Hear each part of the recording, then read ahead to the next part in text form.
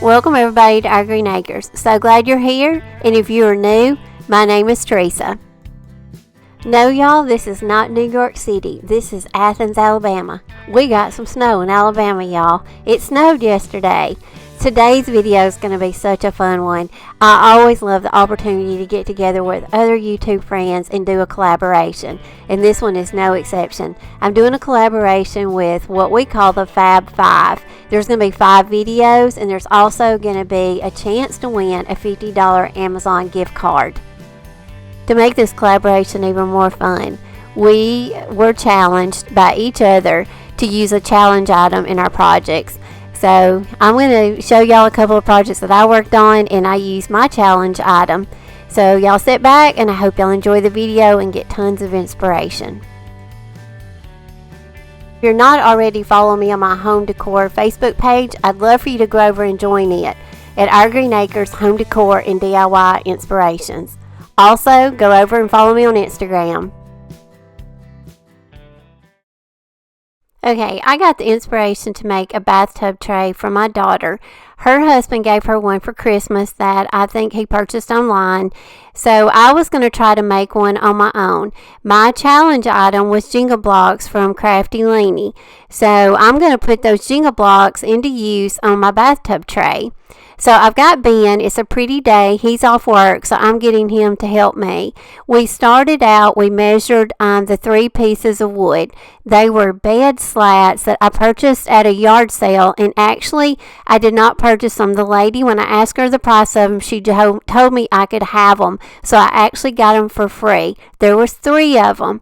So FYI, if you ever have, an old bed, keep those bed slats. So Ben just takes it outside and he measured, and I'm going to leave the measurements to the boards down below in my description box. We started out using the little miter box that I bought at Lowe's. It was a little too flimsy for this project, and he felt more comfortable with his power saw. So we got his saw out. He saw the boards the right length, and then we're going to use hot glue. We're going to use wood glue to attach these.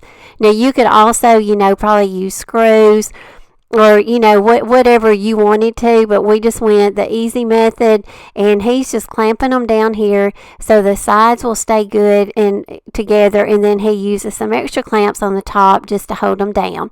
We let the 2 dry really well, then we went in with some wood glue with the 3rd one. Now I'm using Jingle blocks from an actual game.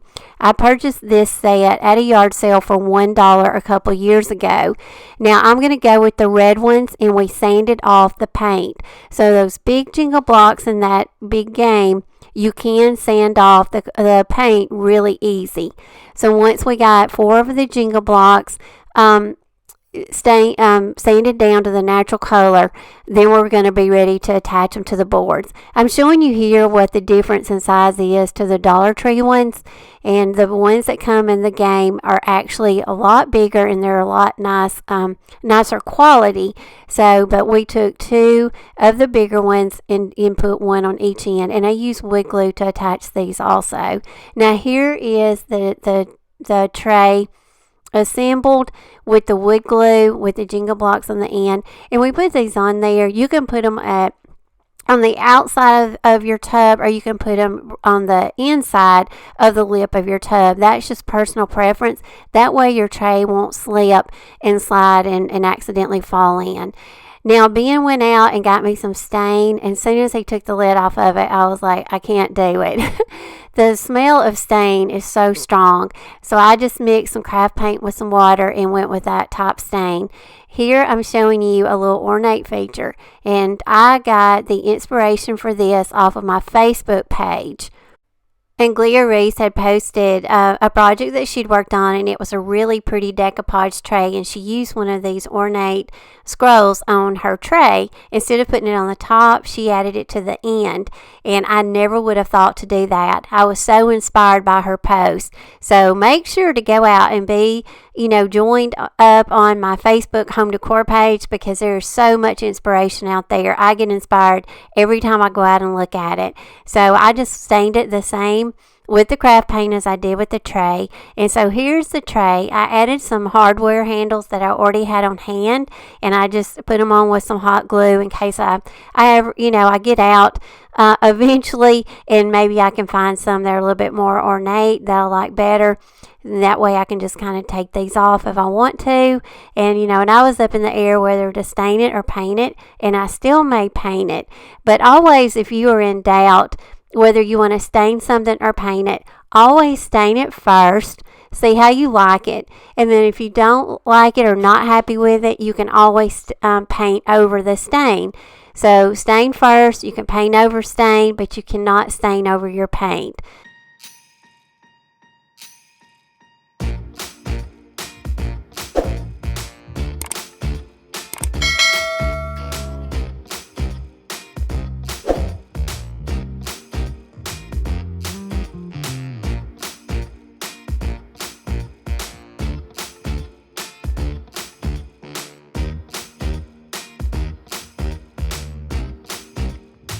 I also want to mention, I'm going to leave a link to these little Egyptian fringed throw towels. You get 4 to a set, and they were very reasonably priced. So I'm going to leave a link to those down below. So if you want some really good Egyptian little hand towels, these are great, and they look so good, with my little bathtub tray.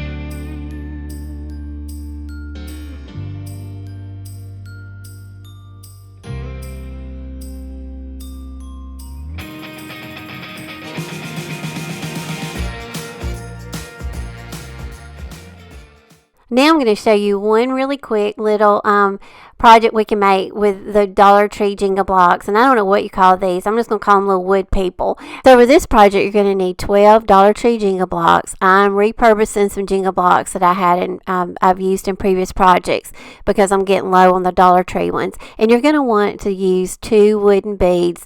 I will link my beads down below that I ordered off of Amazon. It come in a package of assorted sizes. For the longer side, you're going to want to do 3 Jingle blocks, and you're going to want to stack 2 together, and that's going to be 5.5 inches for the longer side. The shorter side, you're going to want to cut a 1/2 inch off and have 5 inches on the shorter side. And I used my miter box saw for that, and it worked really well. They were very easy to cut. I just used some paints that I had on hand. The enamel red, it was shiny, so I just sanded it down to make it look more rustic looking. I just used wood glue to attach all my blocks together. And, you just want it to look really rustic, and you can, paint them whatever color you want. Here they are. I've got them all attached together. And then I just used some hot glue and attached the little round heads. And I used a little bit of the Dollar Tree spackle to fill in that hole so it wasn't as obvious. You really don't have to do that, if you don't want to. And you can also, if you use the little round doll head beads from the Walmart craft section, they probably don't have a hole in the top. And you could also even stuff some little yarn or twine down in that little hole and give them some hair. I think that would be really cute. And then just embellish them any way you want to. So I'm going to let you sit back and see the ways that I embellished them. I think these are so cute. These would be so cute set out on a little tiered tray. And also I think these would make great gifts for somebody. And if you have a Valentine tree, I think these would make great little ornaments.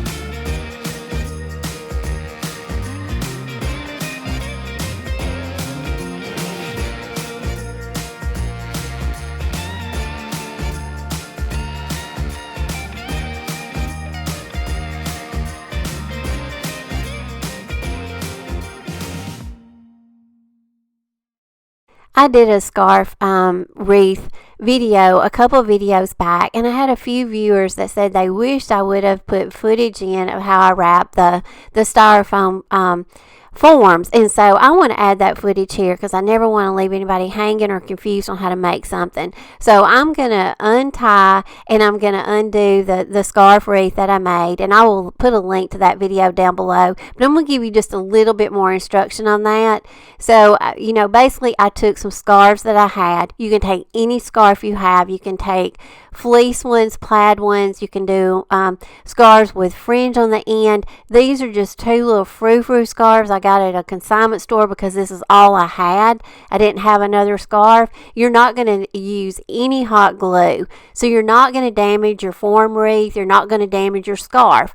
This is a thing that you could do it, and then if you ever want to change it up or use your wreath form, in the springtime for something else, you can easily unwrap this. But as you can see, I left a tail. And then you just wrap your scarf around the wreath, and you're just working it as you go. Pull it as tight as you can, but then when you get around back to that other tail, you're going to want to leave a second tail so you can tie it. And just go back over your wreath, and this is very forgiving. It will stretch out more and more as you form it on your wreath, and then just tie your tails in a loop, in a kind of a knot, and then you can embellish any way you want to with the vintage jewelry. And I showed you, I put the coffee filter rosettes that I made on mine, and I don't even use hot glue here. That way you still don't damage your scarf. I had some really pretty pearl straight pins, and I'm just going to pin these on, and that way you can take it apart and you haven't damaged your scarf in any way.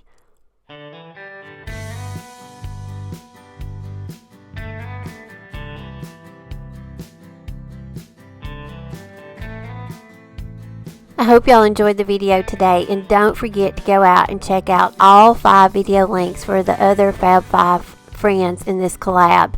And also, to be eligible to win the $50 Amazon gift card, you must watch all the videos and you must comment on each one to be eligible to win. And I will leave the link to I will leave the rules down in my description box also. I want to give a special thank you to Trish and Kay at the Crafting Cousins for putting on this collab and getting it all together for us. And like I say, this was an awesome opportunity for me, and I always look forward to working with other YouTube friends. So as always, y'all, I appreciate y'all for watching, and I will see y'all in my next video. I also forgot to mention that the link to Crafty Leanie will be down in my description box, because she's the one that challenged me with my challenge item, and also I will put a link to the one that I challenged. Enjoy some more southern snow, y'all. It was beautiful.